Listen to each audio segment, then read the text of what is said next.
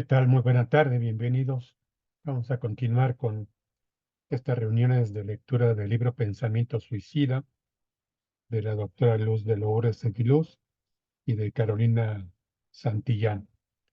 Estamos ya en la parte final de esta lectura colectiva y el día de hoy vamos a comentar sobre el capítulo 6, el penúltimo capítulo de este interesante texto sobre el contenido de los pensamientos y situaciones de riesgo para los niños, las niñas y los adolescentes en cuanto a la conducta suicida y que hemos eh, leído con detalle todas las intervenciones, los antecedentes de los modelos que estas autoras plantean en el texto. Este capítulo 6 se llama Nuevos modelos breves para atender emergencias psicológicas y estamos a un capítulo de poder abordar el tema de los guardianes de la prevención del suicidio, que será la última reunión en 15 días. Bien, pues el material nos habla de tres modelos de terapia. Vamos a iniciar con el primero, la terapia breve cognitivo-conductual para la prevención del suicidio. Este escenario metodológico fue propuesto por Brian Arrott en el 2018. Ellos trabajaron desde años antes en este modelo teórico cognitivo junto con la intervención manualizada que ya se ha aprobado en la población estadounidense para el entrenamiento de habilidades a las personas con riesgo suicida y que respetan su autonomía y que está indicada para atender crisis de manera individual. Los autores parten del supuesto de entrenar a las personas para desactivar lo que ellos llaman modo suicida. A través de este modelo, el cual se puede ver en el libro, en la figura número 1, la imagen la he compartido para el grupo de WhatsApp de los alumnos, de los asistentes a esta lectura, y ellos plantean que, aunque los clínicos tomarán en cuenta que las personas a las que atienden presentan algún factor predisponente, por ejemplo, tener cierta vulnerabilidad genética hacia la sintomatología depresiva, una desregulación en el eje hipotalámico, pituitario suprarrenal, el HPA, y tener un sesgo atencional hacia el suicidio con los altos niveles de impulsividad y exposición a lo largo de la vida a eventos altamente estresantes o traumatizantes.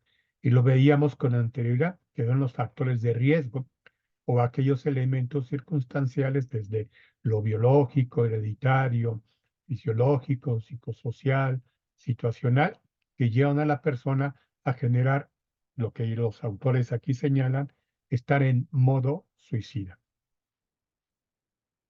Estos factores se activan en un momento de crisis ante algún tipo de disparador, que puede ser una dificultad en las relaciones interpersonales, en problemáticas financieras, en las relaciones de pareja, con los padres, escolares o algún otro elemento que se conecte con este estado modo suicida y entonces vaya generando una sintomatología que incremente la posibilidad de un evento suicida. Entonces, en este momento, cuatro dominios que en una situación estable se caracteriza porque lo cognitivo tengan un adecuado autoconcepto, sean flexibles cognitivamente y tengan la capacidad para solucionar los problemas, todo eso se transforma en una cognición de desesperanza, de sentirse atrapados, sin salida, falta de valía, de ser una sobrecarga para otras personas, de tener una pertenencia fallida con otros y sobre todo el generar estos sentimientos e ideas de culpa. Físicamente, pues las personas manifiestan una agitación, un trastorno del sueño, de alimentación, dolor crónico, falta de concentración y tensión muscular. En lo en lo conductual, en el comportamiento, pues pueden caracterizarse por el abuso de sustancias, un aislamiento, una soledad no consciente, un estado de agresión y la autodesregulación emocional que le puede llevar a esta conducta suicida. Entonces, en el esquema que se plantea, pues tenemos primero los predisponentes y esta predisposición podría conectarse con los elementos disparadores para generar una conducta no asertiva, una cognición distorsionada y deficiente, una emoción desregulada y un estado fisiológico de la persona que conjugado con estos cuatro últimos elementos, cognición, emoción, conducta y fisiología, vienen a presentar un conflicto que la persona, de acuerdo a esta estructura previa, pues puede generar un evento de conducta suicida.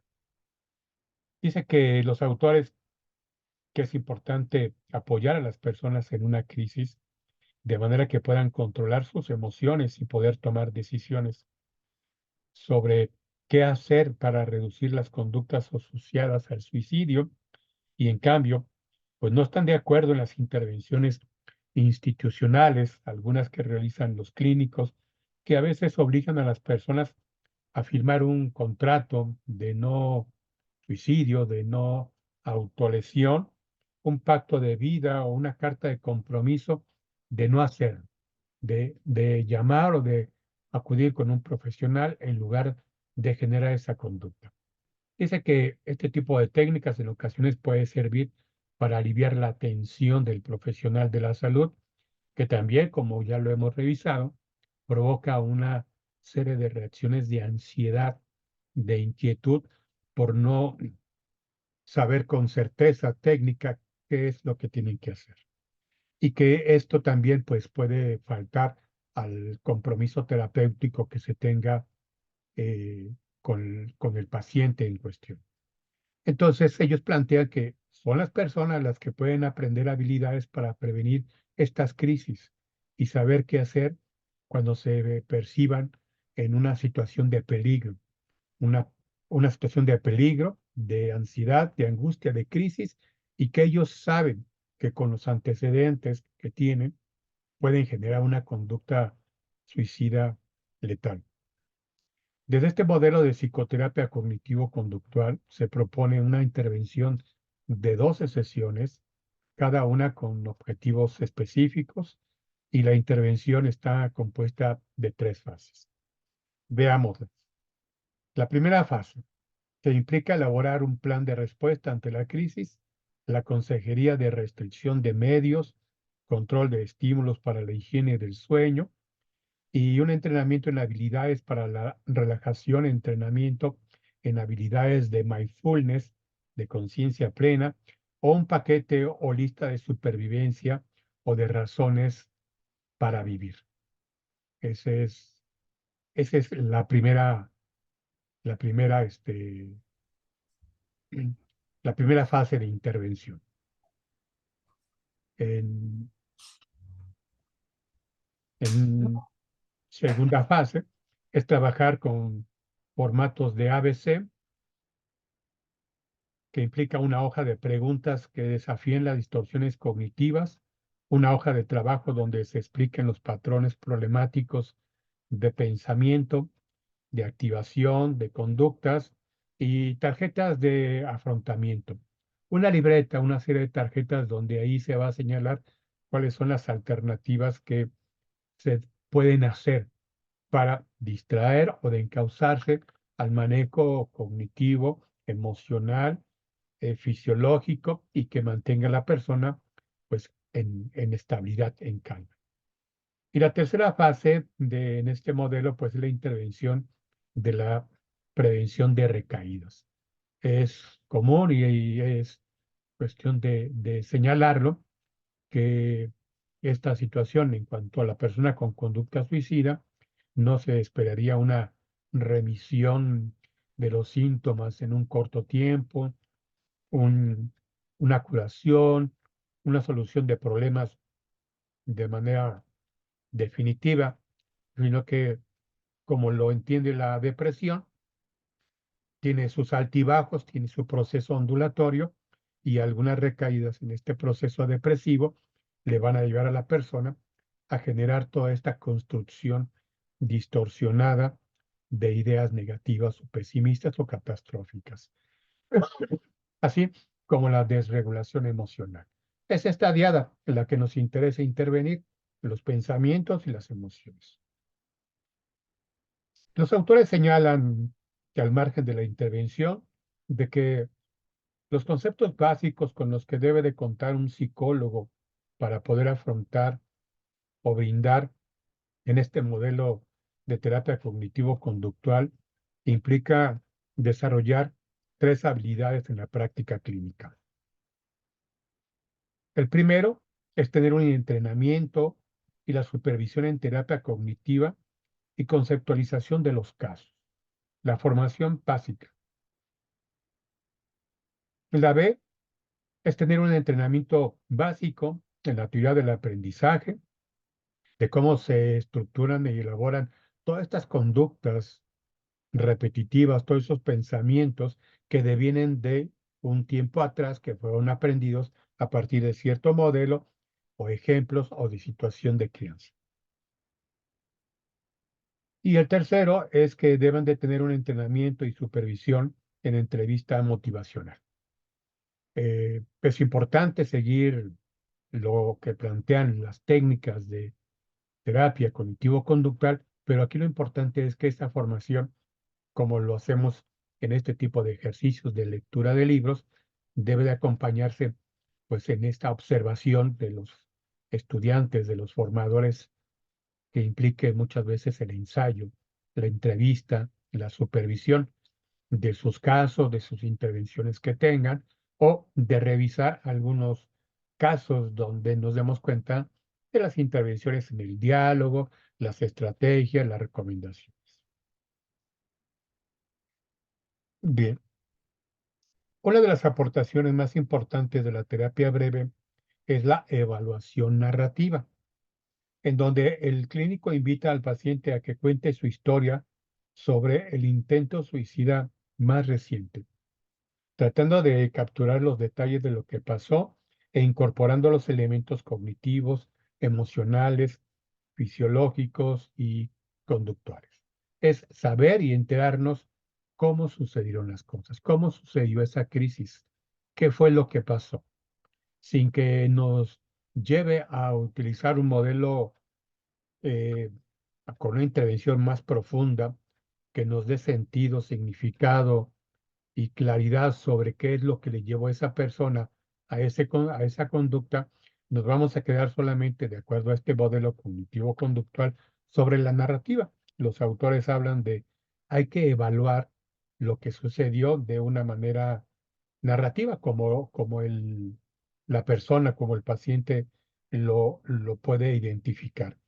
Nosotros lo que vamos a hacer es identificar esas variables proximales y distales en las que se fueron conjugando esta última crisis y que podrían representar elementos a considerar para prevenir una crisis posterior, señalando este ejemplo, este suceso, como un proceso de aprendizaje, reaprender a pensar, sentir y actuar de una manera diferente a como lo hizo en la crisis, donde por el mismo estado en el que se encontraba, no pudo tener una actuación más asertiva, más controladora. Y para esto nos plantea que podemos remitirnos a la figura uno que ya señalamos, donde se plantea este modelo cognitivo que señala cuáles son esas predisponentes, cuáles son las situaciones de los disparadores, los factores de riesgo y toda la desorganización que la persona puede presentar en estas cuatro áreas: la cognición, las emociones, la conducta y la fisiología. Porque esto nos va a llevar a identificar con claridad cómo construye la persona este estado en el que se encuentra, el modo suicida.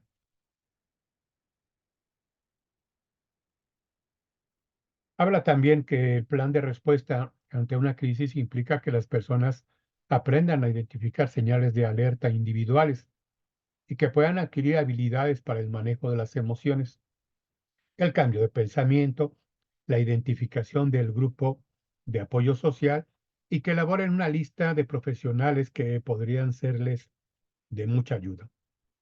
Las personas toman un papel activo en ese sentido, anotando ellas mismas su plan de acción, usando las tarjetas blancas que anteriormente señalábamos para que con el tiempo que las tengan, puedan tenerlas preparadas para cualquier situación. Y en esta primera sesión de evaluación, pues pueden dedicar al entrenamiento de la persona en estas técnicas. También es importante utilizar el modelo de la entrevista motivacional para eliminar los medios con los que la persona podría hacerse daño. Apartarlo de, pues, arma de fuego, medicamentos, pistola, cuchillo, etcétera. Aquellas otras sustancias que por el escenario del hábito personal pueden estar ahí presentes. De igual manera, pues es recomendable utilizar un kit de supervivencia. Este kit de supervivencia, pues es enlistar una serie de razones por qué la persona desea y quiere vivir. En ese momento de la crisis, todas estas aspiraciones, pensamientos y motivaciones positivas, pues están en un segundo o en un tercer lugar de importancia. No es fácil poderlas visualizar por el estado en que se encuentran, pero tenerlas presentes ahí como el kit de supervivencia, la persona puede recuperar la información de aquello que le puede disfrutar en la vida, las ganas para vivir, las ganas de alegría, de satisfacción, de los valores y principios que pueda tener respecto de la vida y contrarrestarlos con ese momento de pensamiento de muerte. En el caso también de las aportaciones a este modelo, se habla de la propuesta de Judith Beck, que ha utilizado un modelo estándar con un enfoque cognitivo-conductual en el que la habilidad más importante es la reestructuración cognitiva, es decir, el cambio de pensamientos. Por ello, se usa un formato creado por Alberto Ellis y Gringer, 1986, con el cual las personas aprenden a identificar eventos activadores, creencias y consecuencias, tanto emocionales como conductuales y fisiológicas. Y la reestructuración cognitiva se hace utilizando el debate socrático, que los autores llaman preguntas desafiantes, y sustituyen el concepto de distorsiones cognitivas por patrones problemáticos de pensamiento.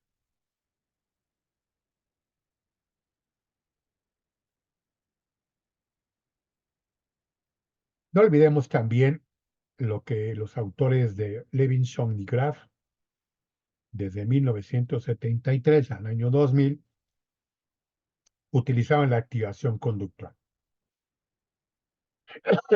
que es un concepto que nos va a permitir distorsionar y crear protecciones para la satisfacción. Y bueno, finalmente este modelo que se aplica en personas que pueden tener recaídas en su proceso de recuperación y que hay que señalar que son experiencias útiles para identificar variables que no se habían tomado en cuenta o que tienen una repercusión mayor a la que habían considerado. Lo importante aquí es infundir esperanzas a la persona y crear motivaciones para el vivir. Debemos de reconocer que las recaídas pues, son un día malo, un mal rato, pero no la confirmación de que todo está perdido, de que son incapaces de cambiar, sino son experiencias positivas que sirven para el aprendizaje y que de alguna manera habría que entenderlas como parte del proceso de curación, o sea, son benéficas. Mientras que la persona encuentre estos nuevos escenarios o conductas que lo lleven a una crisis y lo pongan en la activación, en el ejemplo, en la oportunidad para resolverlas, pues va dándose cuenta que está desarrollando esas habilidades que le permiten afrontar sus momentos difíciles y que puede seguir adelante.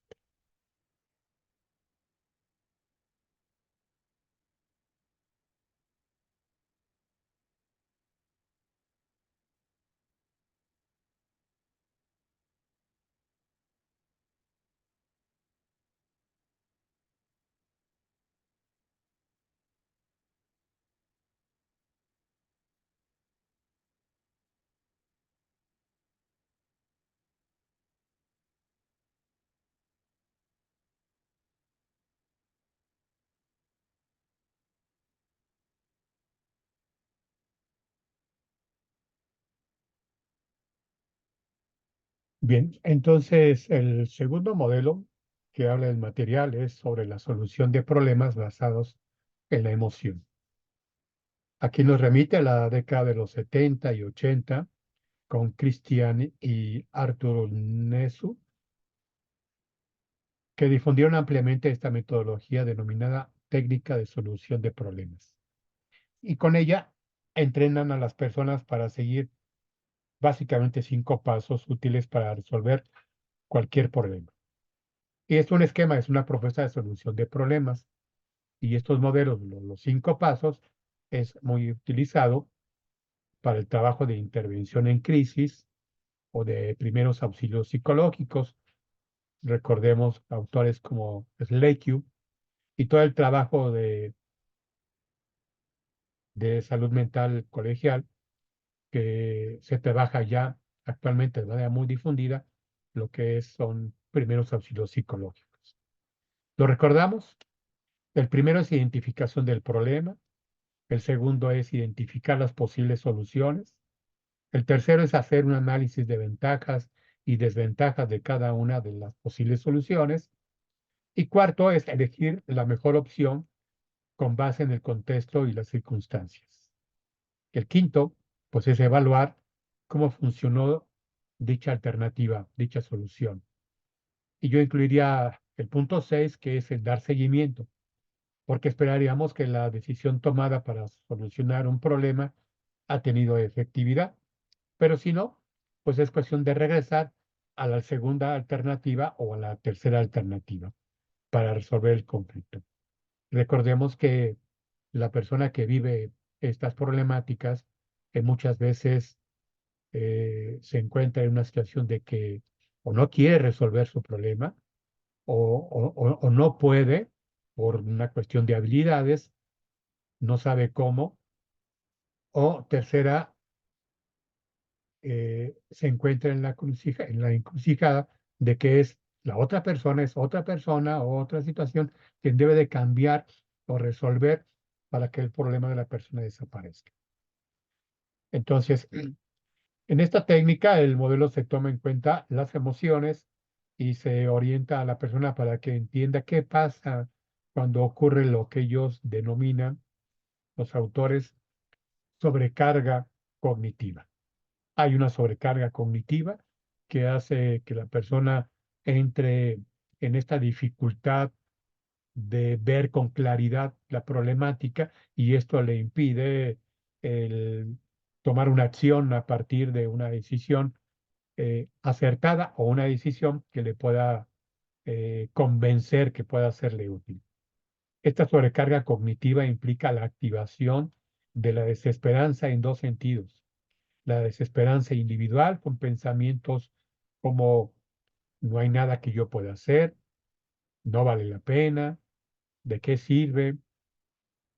Y desesperanza relacionada con el apoyo social. Por ejemplo, no hay nadie que se interese en mis problemas, no hay nadie que me ayude, nadie me comprende, nadie me puede ayudar y estaría mejor muerto que vivo o mejor no hacer un estorbo.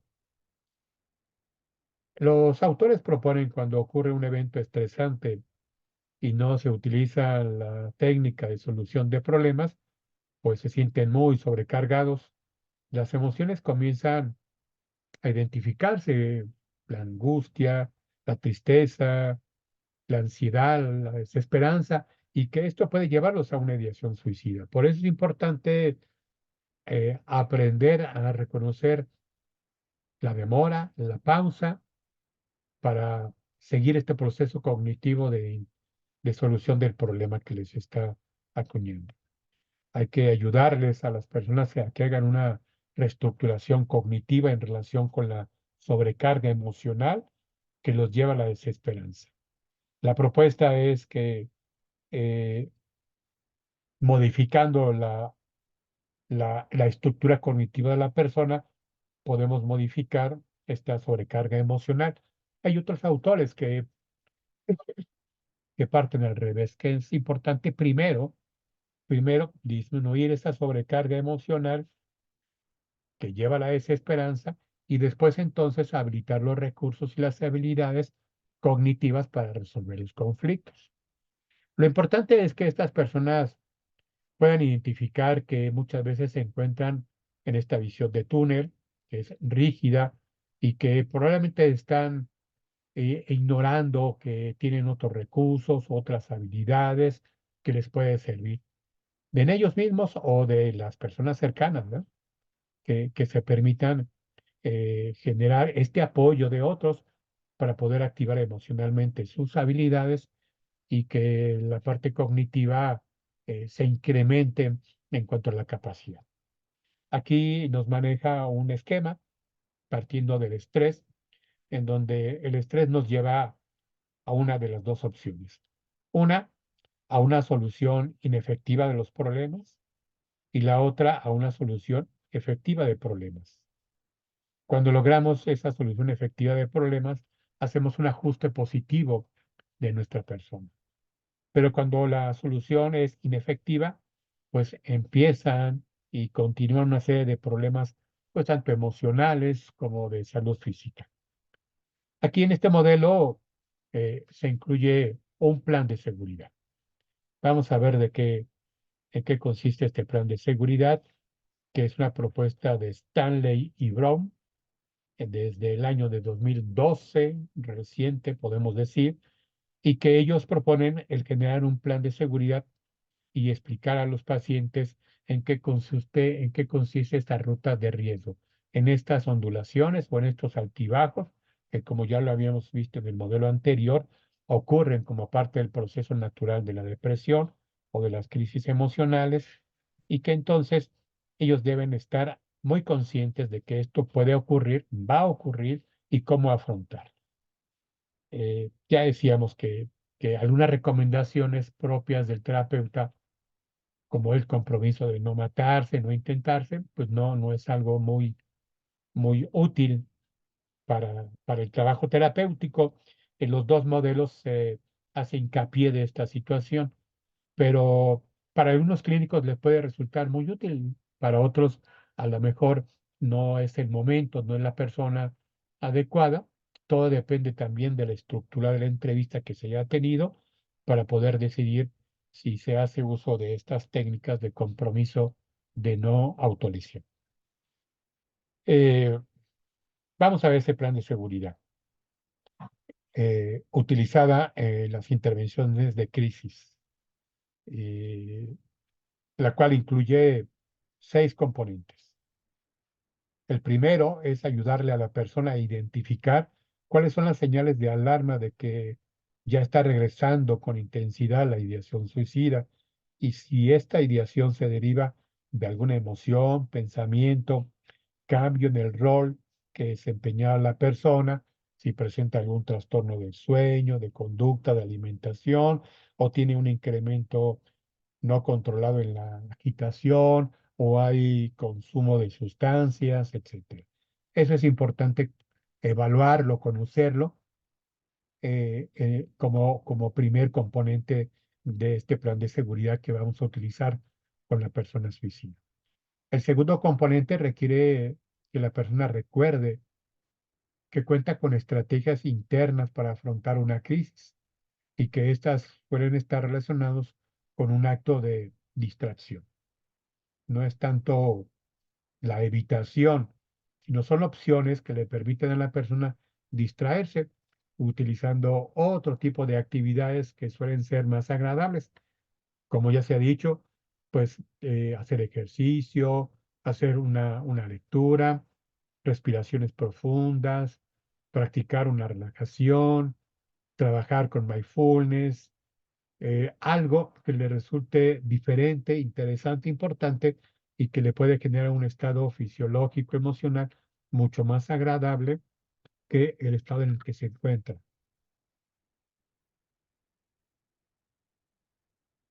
Y que nos toca a nosotros en este segundo componente, pues acompañarle y guiarlo para que lo lleve a cabo. El tercer componente invita a tener una lista de contactos y escenarios sociales que proporcionen también una distracción. La persona debe tener opciones para acudir a algún lugar de esparcimiento, para realizar actividades, un parque, un jardín, el patio de su casa en condiciones diferentes, o poder caminar hacia un destino corto, específico de una plaza, un centro comercial, etcétera.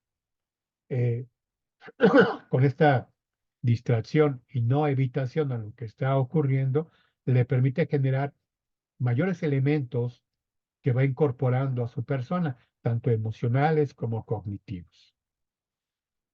Si los anteriores componentes no son suficientes, entonces será momento de pasar al cuarto componente, orientado a ayudar a la persona a pensar quién podría ser un contacto social significativo para entablar una conversación, de preferencia en vivo, que puede escucharlo sin juzgarlo, sin avergonzarlo, que pueda ser empático, comprensivo y que tenga la capacidad para ayudarle a tomar las decisiones y solucionar sus problemas. Puede ser una amistad, un familiar, puede ser un servicio de ayuda psicológica por teléfono, algún contacto en esta hoja de control del plan de seguridad. Habría que anotarlos, habría que señalarlos para tenerlos presentes. No es cuestión de buscar a ver quién me puede ayudar. Ya debe tener ahí la lista de profesionales, amistades, familiares que le pueden escuchar, que le pueden por unos minutos, alrededor de 30 minutos, para que la persona pueda calmarse. En ese momento lo importante es contener la crisis y como parte de las alternativas de solución es dar seguimiento a su atención, a su tratamiento o al trabajo terapéutico que viene realizando. Dice que pues hoy en día hay muchos centros de atención de 24 horas que pueden ser utilizados en este momento del plan de seguridad. Eh, de igual manera que vamos favoreciendo a la persona hacia ciertas situaciones de seguridad, hay que pensar en alejarlo o evitar que se acerque a los factores de riesgo, como pueden ser el arma de fuego, un cuchillo, una navaja, los medicamentos, etcétera.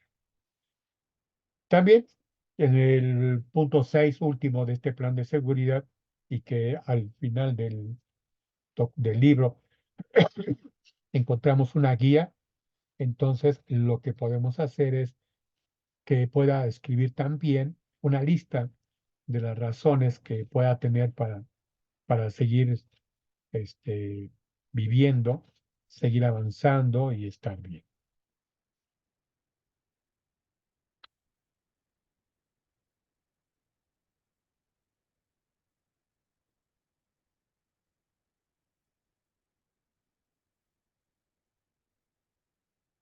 Bien, pues yo creo que nos da tiempo y podemos comentar el caso clínico que aparece en la página 130 y que nos propone eh, Carolina Santillán, que es la que se encargó de coordinar este capítulo.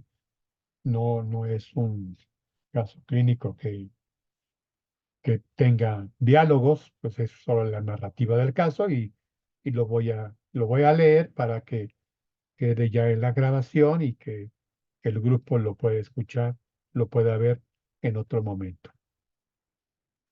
Dice, es un hombre de 22 años, soltero, estudiante universitario de clase socioeconómica baja, es el segundo de 3 hijos y presenta síntomas de depresión que no habían sido atendida y un intento de suicidio con medicamentos que requirió hospitalización después de haber terminado con su pareja. Tiene antecedentes de consumo de sustancias y refiere realizar deporte ocasionalmente, fútbol con sus vecinos. Y recientemente presenta una baja significativa en el desempeño académico y consume ocasionalmente marihuana.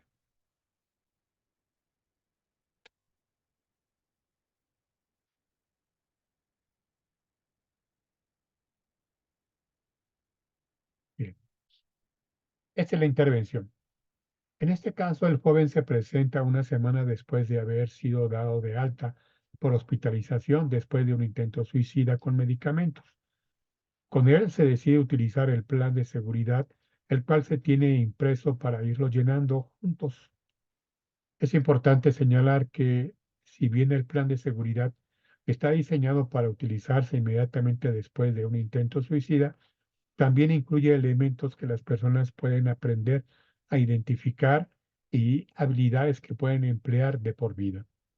El plan de seguridad no es un contrato de vida, sino un conjunto de habilidades para que el paciente, en este caso, emplee el conócete a ti mismo y nada en demasía, de manera que pueda regular el malestar emocional.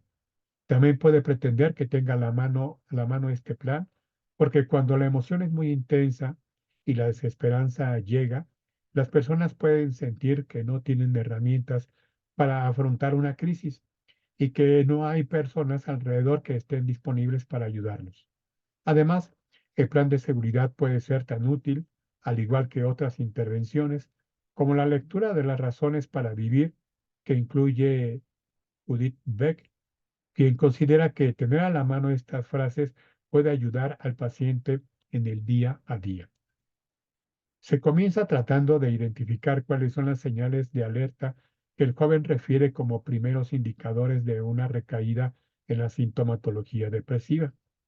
La primera de estas es el aislamiento, durante el cual escucha música que reproduce hasta 3 días seguidos, la cual suele ser nostálgica y congruente con sus pensamientos de desesperanza. En un primer momento, se le sugiere estar atento al modo en que los elementos de su contexto, como la música y el aislamiento, son un terreno fértil para empezar a utilizar la rumiación cognitiva con mayor frecuencia e intensidad. Y la importancia de reducir los ratos que pasa solo. Además, se le instruye para que identifique cómo otros tipos de música con distinto ritmo y melodía y otros componentes cognitivos de mayor activación y percepción de agencia personal logran cambiar su afecto. Se determina con el paciente que esté atento a un incremento en su consumo de alcohol o sustancias, especialmente cuando está solo. La intención es que intente conectar con la emoción que lo impulsa al consumo antes de que esto ocurra. El paciente logra identificar que hay algunos pensamientos muy puntuales que activan el malestar emocional, como el no puedo, soy incapaz, todo me sale mal. Será importante notar cuando estos se empiezan a activar y tomar medidas de distracción mientras avanza el proceso de psicoterapia, donde se trabaja en la reestructuración cognitiva y en comprender las distorsiones del pensamiento. Un elemento importante del plan de seguridad es considerar a las personas sobre la importancia de la distracción.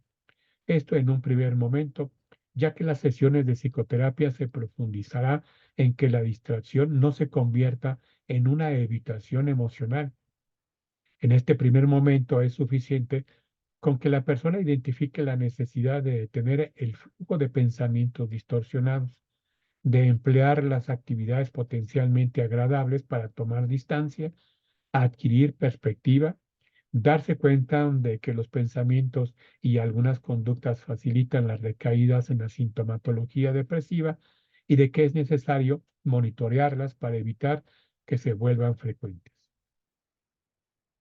Como estrategias internas de afrontamiento, que es el segundo componente del plan de seguridad, el paciente debe lograr identificar que ocasionalmente hace cosas bien y que utilizar un pensamiento que minimice sus logros no es efectivo.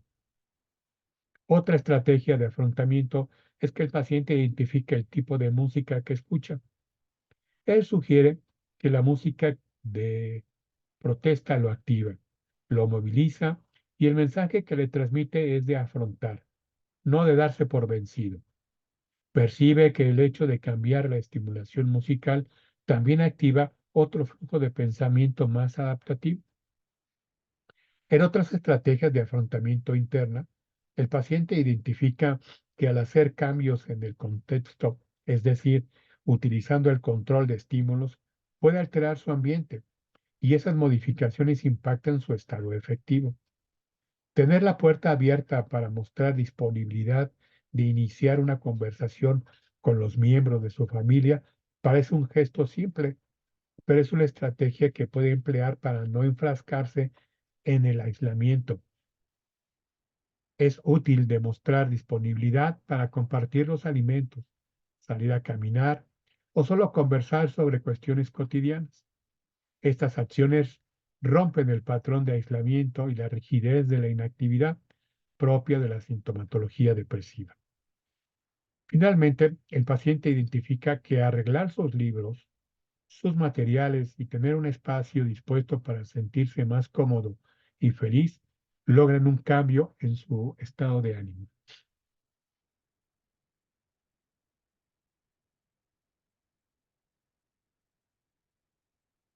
El tercer componente incluye identificar, junto con el paciente, los espacios y personas con las que puede establecer un contacto significativo. El paciente recuerda que tiene un amigo cuya familia suele ser bastante cálida y abierta a la comunicación.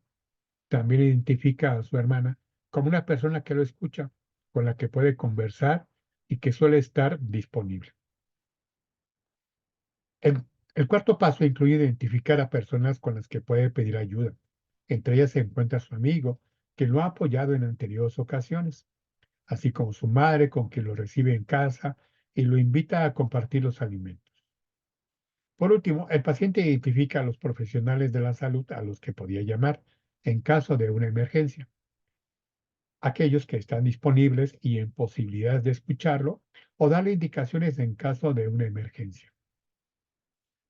La última parte del plan de seguridad tiene que ver con revisar de forma global cada uno de los pasos y verificar si son viables, si es necesario agregar algún elemento adicional o si algunos componentes pueden corregirse para elevar las probabilidades de que las estrategias se lleven a cabo en momentos de crisis.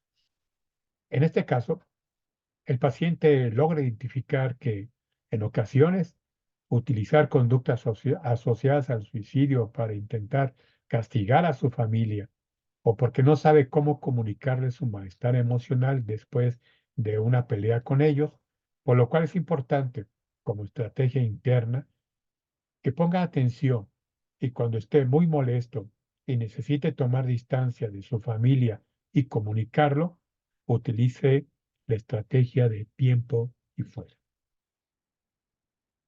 Bien, pues este es el contenido del capítulo número 6 que hemos concluido por el día de hoy y quedaremos pendiente dentro de 15 días, la siguiente y la última reunión, para conocer esta propuesta de los guardianes para la prevención del suicidio. De mi parte es todo. Por aquí se encuentra Manuel Barrón. Saludos, Manuel. Hola, buenas noches, Juan Carlos. Pues hoy hemos terminado pronto. Escuchándote, No sé si tengas algún comentario, sino para cerrar la grabación. pues nada más me parece pues que dentro de la narrativa de los distintos capítulos, en la teoría, pues es muy sencillo. Yo me quedé pensando cuando hablabas de qué características debería de tener el psicólogo que atiende. A mí me parece que primero, la primera cuestión que tendríamos que tener es qué tanto nos afecta el hablar de este tema que me parece que es complejo y que no cualquiera se avienta a intervenir o siquiera incluso a hablar del mismo, ¿no? Y que esa situación sí nos debería de llevar a tener, ya independientemente de las lecturas y demás, pues preferentemente algún curso, un diplomado o algo que nos acerque mucho más a este tema, porque ciertamente, bueno, pues en la lectura, a mí en lo personal me parece que todo es como muy ideal, ¿no? Y que se puede resolver aplicando tal técnica o aplicando tal teoría, pero hablar de suicidio es hablar de una complejidad muy, muy profunda. Hablabas hace ratito de desesperanza, hablabas un poco de los factores de riesgo, de los factores protectores o del reencuadre, etcétera, etcétera, pero habría que pensar que cada caso es diferente y que dentro de ese cada caso, pues entonces debemos de identificar qué pudiera ser lo mejor en ese momento para aquella persona, ya independientemente también de lo que hemos hablado, a final de cuentas, a nosotros nos toca hacer un trabajo intentando, sí, ese reencuadre, ese cambio de punto de vista, esa esperanza de vida, dentro de esa ambivalencia de querer vivir, querer morir pero que a final de cuentas, también si un paciente de suicidio llega a fallecer y es nuestro paciente, qué tan preparados estamos también, ¿no? Porque eso me parece que también es algo que nos pudiera llevar a, no sé, a no resolver una pérdida de ese nivel, culpabilizándonos o sintiéndonos que no hicimos todo lo posible y lo necesario. Entonces creo que agregado a esto, sí debiéramos de trabajar un poco estas otras situaciones o concepciones que planteo en este momento. No sé tú qué piensas al respecto.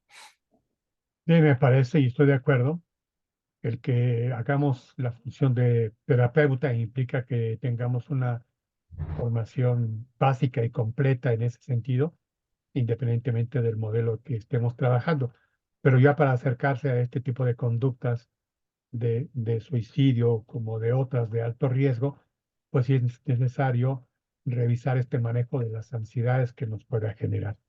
El capítulo que veremos después nos habla de estas características de aprender a contener, a modular estas emociones de parte de los interventores, porque eso va a ser importante también para ayudar a las personas con este riesgo suicida a que puedan controlar, que puedan manejar adecuadamente sus emociones.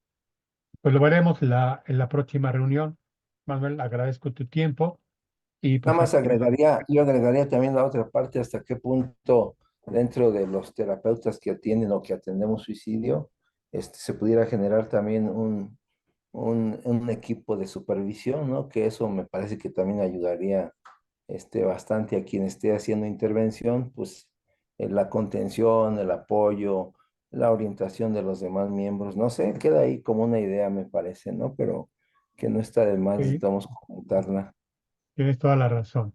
En la propuesta que haremos, que va más allá de la revisión del capítulo que sigue, pues haremos este tipo de planteamientos de cómo llevar a cabo este programa de intervención con todo lo que dices, ¿no? La formación, la capacitación, pero sobre todo no perder de vista el acto de supervisión, que es muy importante. Ok, Que tengas pues buena noche, Manuel. muchas gracias y buenas noches, descansa.